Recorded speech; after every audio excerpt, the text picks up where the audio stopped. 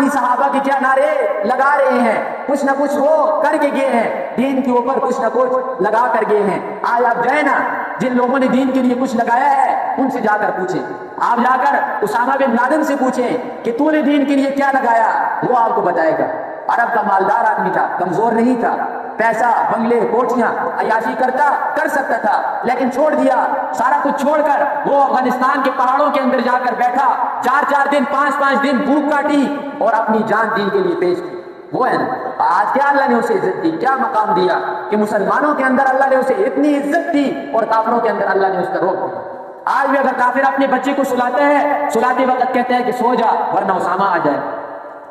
یہ عزتیں ویسے ہی نہیں ملتی، ان عزتوں کے لیے دین کو کچھ نہ کچھ دینا پڑتا ہے۔ ہم کہتے ہیں تکلیف بھی کوئی نہ آئے، پریشانی بھی کوئی نہ آئے اور ہمیں عزت بھی مل جائے، ایسی کبھی بھی عزت نہیں ملے گی۔ اور یہ اس مذہب ہے کہ محمد رسول اللہ فرما رہے ہیں فداک ابی و امی۔